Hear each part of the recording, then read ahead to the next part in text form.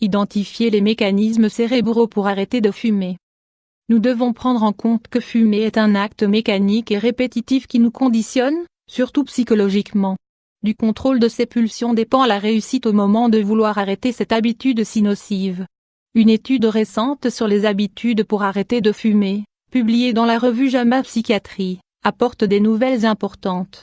Il a été révélé que la possible force ou faiblesse de nos mécanismes cérébraux d'inhibition du cerveau sert à conditionner la facilité ou la difficulté pour arrêter de fumer.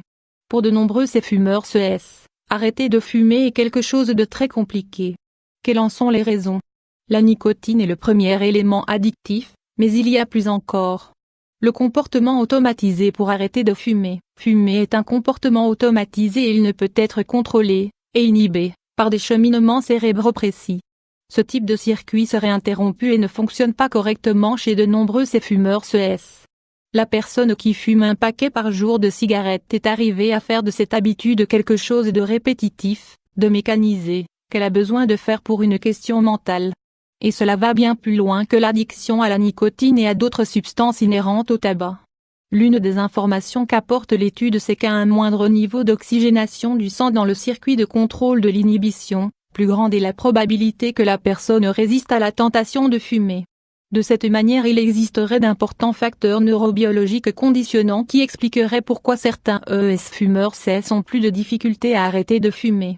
Avec ces informations en main, les scientifiques analysent le possible potentiel des différents traitements, qu'ils soient pharmacologiques ou de changement de comportement. Ces thérapies auraient pour but de renforcer la communication dans le circuit du contrôle de l'inhibition des personnes fumeuses et aider ces personnes à arrêter de fumer. Détail des tests. À l'origine de ces recherches, furent examinés les réseaux de contrôle inhibiteur des cerveaux de plusieurs fumeurs. Ces derniers étaient dépendants à la nicotine et s'engagèrent à essayer un programme pour arrêter de fumer sur plusieurs semaines.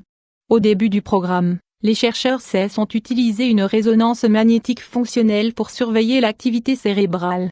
Tandis que les patients qui voulaient arrêter de fumer réalisaient des tâches de contrôle inhibiteur.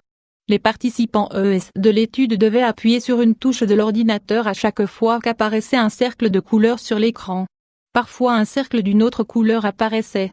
Les réponses liées au niveau d'oxygénation du sang indiquaient que le cerveau utilisait davantage de ressources pour inhiber la réponse automatique d'appuyer sur la touche lorsqu'apparaissait le cercle bizarre.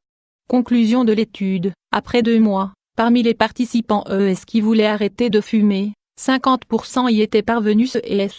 Les patients qui n'ont pas réussi à arrêter cette habitude, avaient obtenu les mêmes scores lors des épreuves de contrôle inhibiteur que celles qui ont réussi à arrêter de fumer. Cependant, on avait l'impression que leur comportement automatisé était très fort et très assimilé. Ces preuves réaffirment que les différences biologiques peuvent aider à expliquer pourquoi certains fumeurs qui essaient d'arrêter de fumer y arrivent mieux que d'autres. Bonnes habitudes pour arrêter de fumer. La première étape pour arrêter de fumer est d'identifier ces moments où vous avez une plus grande envie de fumer. Le matin? Après le déjeuner ou après des relations sexuelles? En conduisant une voiture? Il est également possible de demander de l'aide à la famille, aux amis et aux collègues de travail. Il faut informer de la date du début du traitement. À ce moment, le la fumeur doit se débarrasser de toutes ses cigarettes et de toute trace de tabac. De la même manière, il faut nettoyer tout ce qui sent la fumée, comme les vêtements et les meubles. Aux endroits où elle avait l'habitude d'avoir des cigarettes, elle peut mettre des bonbons, des chewing-gums ou des biscuits. C'est efficace. Surtout pour les personnes très dynamiques ou nerveuses, trouvez des activités qui occupent leurs mains et gardent leur esprit diverti. Essayez avec les jeux sur téléphone portable ou les mots croisés. Un nouveau style de vie, il faut changer les habitudes quotidiennes et les horaires. Cela est censé aider à arrêter de fumer.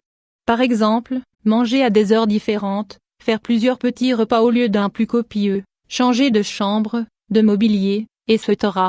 L'exercice est toujours positif, mais également pour arrêter de fumer. En plus de réduire l'anxiété et le stress, cela crée une sensation de bien-être physique et mental qui réduit le besoin de fumer.